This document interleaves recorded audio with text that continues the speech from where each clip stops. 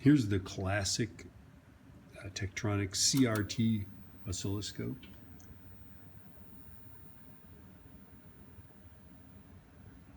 And you know, I've got all these directions. That's kind of nice. Huh?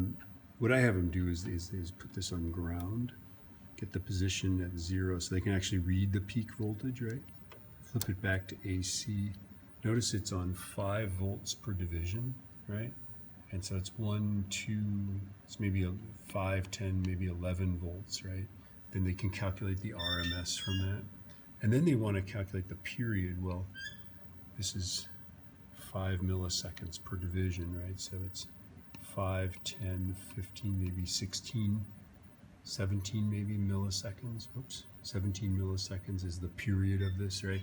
And from that they can calculate the frequency. That's the hard-hitting physics that I do with that.